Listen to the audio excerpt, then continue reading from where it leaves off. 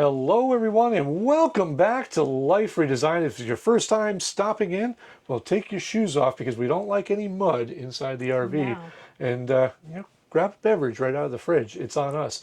For those of you who don't know, my name is Bob. I'm Karri. And in 2022, Karri and I sold everything that we owned. We hit the road full time in our travel trailer right here, known as Humphrey. It is a 2023 22 MLE, and we have never looked back. We have had a blast everywhere we went, except for the times that we've been taken advantage of, and that's what we're going to cover today. That's not cool. Is we're going to talk about what it is like being full-time on the road and having to deal with scams and frauds, whether you're a full-time RVer, a part-time enthusiast, or just simply taking your kids to the weekend campground.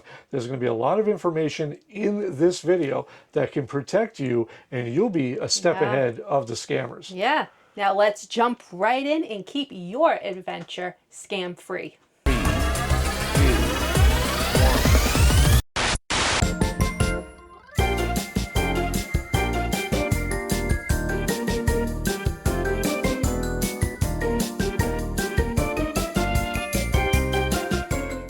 Well, we're first going to acknowledge our kids. Hello, RJ, and hello, Amelia.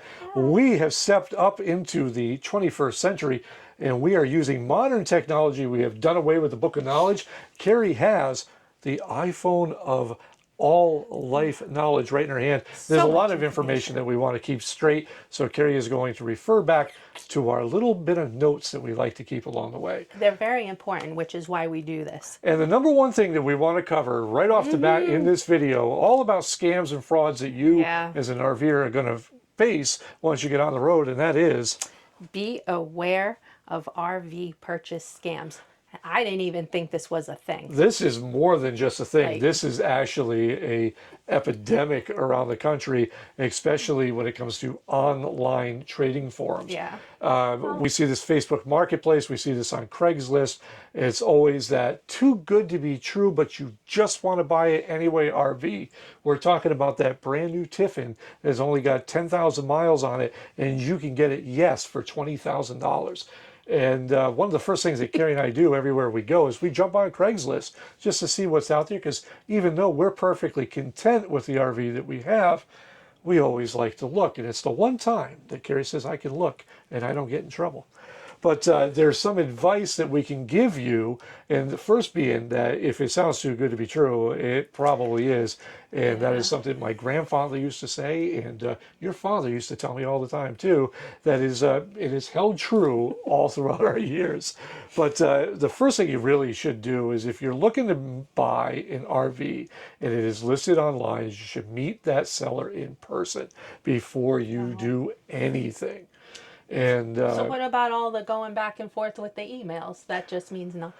Well, here's the thing. There are going to be some people that like to do that whole negotiation thing over email, and that's unfortunately part of the game. And what we want to address here is that before you even think about spending a penny, do not do anything online. You make sure you meet that person and verify that that RV is real before you give up your hard-earned cash, because yes, you'll think that they're looking for the whole 20,000, but they're really looking for a quick $100. It could be something as simple as that. It could be access to your bank accounts. That's why you always want to meet in person. Or if they say they can bring the RV to you. That's like another no-no. Well, sometimes yes and sometimes no. That's a great point, though. As Karri and I had sold everything that we owned prior to going full-time, one of the things that we like to do is meet somebody off of our property, because really you don't want anybody knowing where you live. The other part, too, is to verify the RV's VIN number and to check its history. Now, just like Carfax for cars, there are services that you can use that you can verify the history of your RV. Whether that person seems like they're the greatest person in the world, you know, that guy named Fred who's got 3 fingers on his left hand but swears that it was a shark bite and you feel bad for him. No matter what Fred says, get it in writing or you're going to end up like our friend Steve. And you know how that goes. Shirtless. Yeah, and not have anything. But seriously, don't take anybody's word for it. I don't care if it's a dealer, if it's a private person, this is your Aunt Edna, get it in writing, everything that you have discussed. That is going to be your key to, well, hopefully, a happy transaction. Well, you know, Karri, this year has seen a number of high-profile data breaches, which is raising some serious concerns about personal information security. Yeah. Dell suffered a breach that exposed 3.9 million customer records, including their sensitive personal information. Not to mention, AT&T disclosed two, that's right, not one, but two breaches, one affecting approximately 2.5 million customers, and another impacting, you ready for this, 9 million customers. Jeez. And this one kind of took me for a loop a little bit. Ticketmaster, of all places, experienced a massive breach compromising over 560 million customer records. Now, not to be funny or anything, but I've got that beat because the most alarming of all is just a few months ago, National Public Data announced that they had suffered a major breach potentially impacting every American. The incident compromised over 2.9 billion, and that's billion with a B, records used for background checks, including personal information such as full names, addresses, date of births, phone numbers, and most importantly, social security numbers. Oh, wow. It has been confirmed that members of the hacker group have released the sensitive information online, get this, for free. If you haven't been taking your personal information online seriously, now's the time to change that. You're more vulnerable now more than ever in today's digital landscape.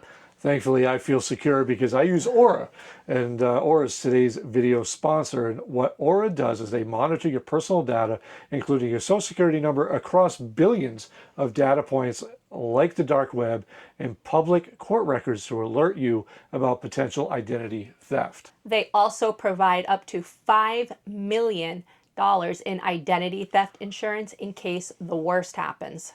Plus, Aura offers a variety of other features to keep you safe, which is an added bonus, which is including real-time alerts for data breaches, a VPN for secure browsing, data broker opt-out to stop companies from selling you personal information. Oh, wouldn't that have been great a couple of years ago? A password manager to help you create and store strong passwords and more.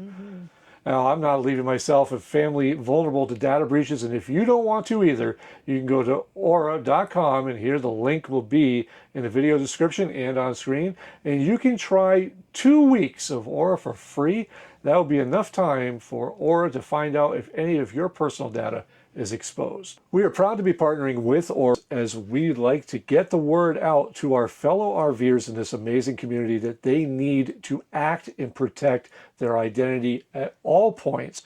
Now is the time. Do not wait. Check out Aura today. All right, the next one here, Karri, is very important. Well, it's all very important, but guard your personal information. Now, this is something that we didn't really take too seriously until we were on the road. Back when we were home, we were just kind of willy-nilly with our personal information and just kind of did whatever was asked for us. If any company that asked anything, we just gave it. But when you're on the road specifically, that becomes a whole new issue because you are giving up information all the time that you wouldn't think about.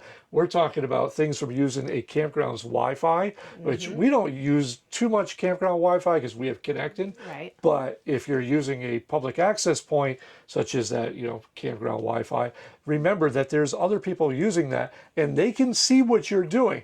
And if they're pretty sketchy enough, they're going to take all your information. The other part of that too, Karri, is you're giving your information to how many receptionists when you call to make a reservation. This is something Karri and I didn't think about much until we were crisscrossing the country, changing plans, chasing storms, and getting out of harm's way.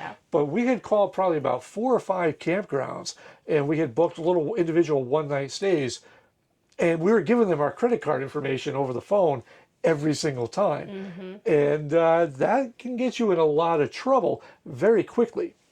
Well, also on a non-RV, but still making reservations, hair salons now, ladies, watch out for this because now they're requiring you have a credit card on file. So if you don't show up, they can charge you half of what your service would have been, so on and so forth. So be very mindful of that also. And not only about that half charge or that minimum charge, when Miss Fancy Pants gets her hair did, but they have that credit card information. Yeah. And 9 times out of 10, that receptionist is probably somebody in high school, somebody who's just got out of high school, or they just really are just a part-timer. And your credit card information just got scribbled down on that receptionist notepad.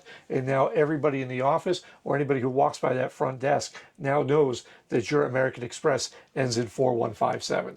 And that's no joke. Well, ask us how we know. So a couple of things you can do to protect yourself is, again, we go back into that campground Wi-Fi.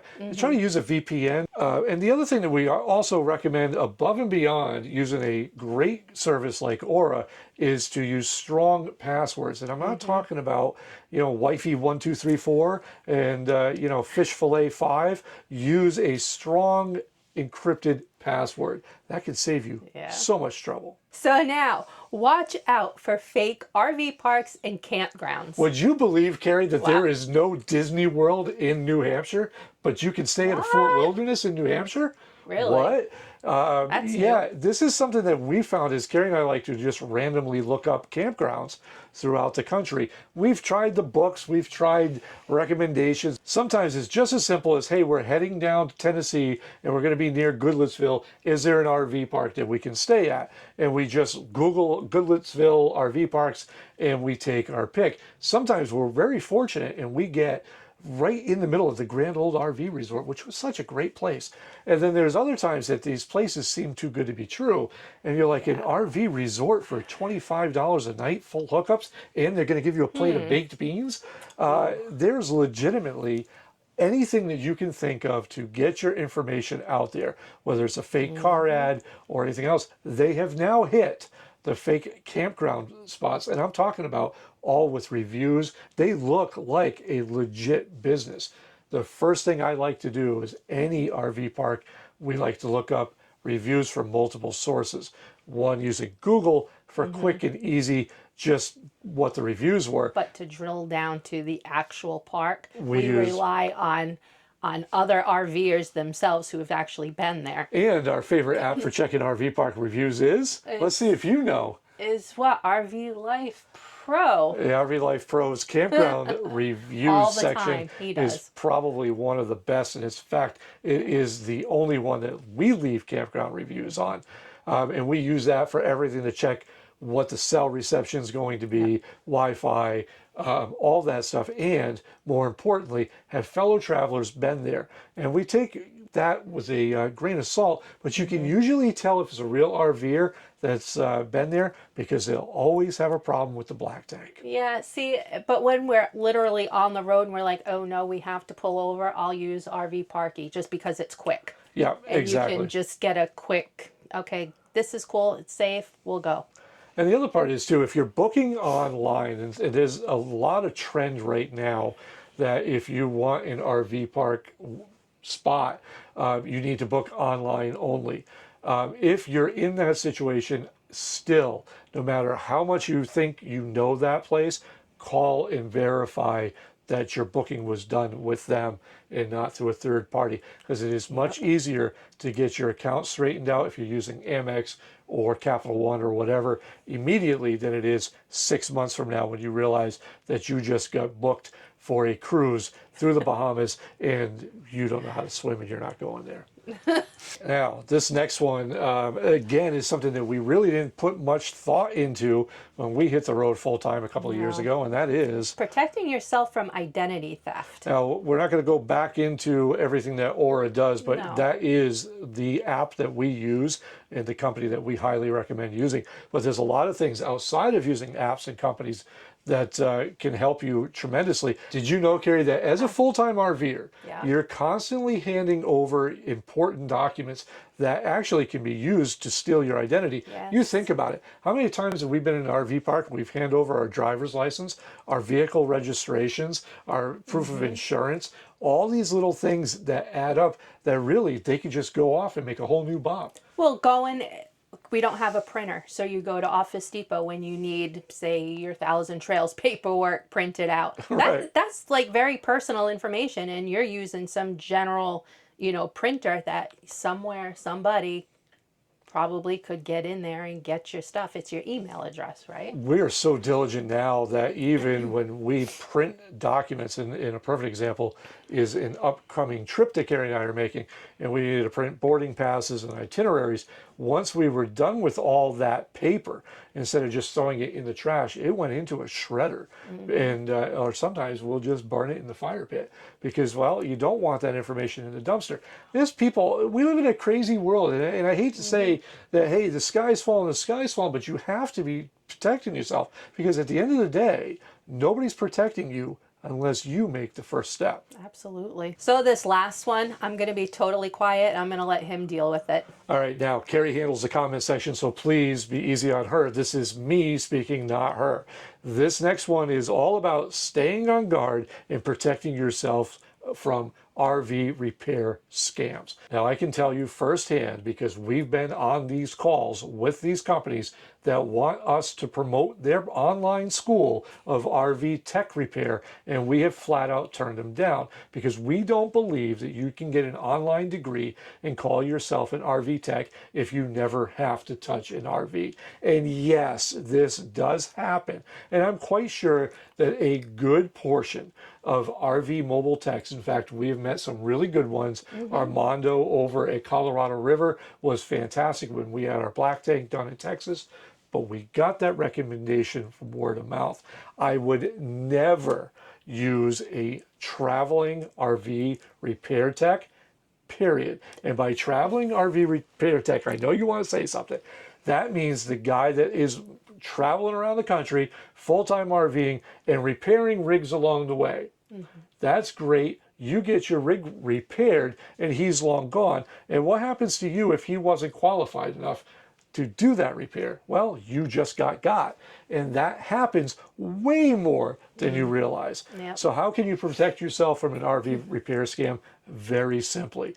Talk to people. You know what we used to do before modern technology and gadgets? We used to go, hey, Louie, what do you know about so-and-so's repair business that's been down the road for 25 years? And you will get all the information you need. And it doesn't matter if they have a YouTube channel. It doesn't matter if they're Instagram greats. If they are not a business that's been in a local area for a long period of time, I highly recommend you move on and go to somebody who is in that area for a long time. Yes. Now, what did you want to add to this? Ask for references. Like, and that's no joke. Armando in Texas, it was called Best Yet. At any rate. So he had references of different manufacturers he worked for, different customers he's worked with. So, I mean, you have to do your due diligence and just, like he said, speak. Now, Ask questions. I do want to say this, right? In all fairness, I'm quite sure that there's some great traveling repairmen out there that, well, they'll work on your RV and everything.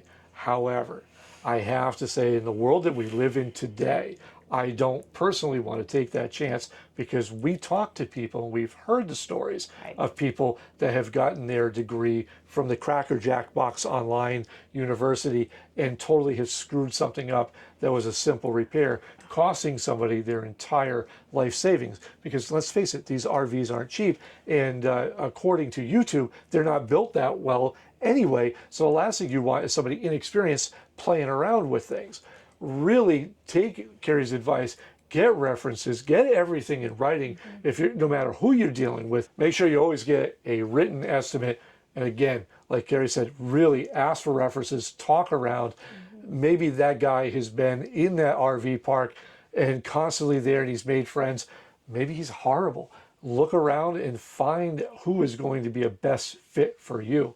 And to anybody that's offended by my statement of traveling RV techs not being necessarily qualified, build your company, take your time, get your references, have people write a recommendation for you so that you can prevent this from happening to you as well, because this is your livelihood on the road and you want to be seen as a professional. Have a book of references with you that you can say, hey, call Sheila out in Kansas because she thought I was a great guy when I fixed her wheel bearing issue behind Chuck E. Cheese. That'll make a world of a difference, instead of just showing up with a business card like we found out in Orlando that says, hi, I'm on Instagram.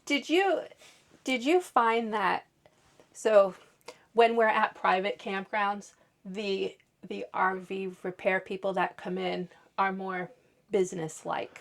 I will say this, when throughout our travels, Right. when we were primarily in Thousand Trails Networks, it was a lot of fly-by-nights that came through, and they'll fix your thing and they'll take off.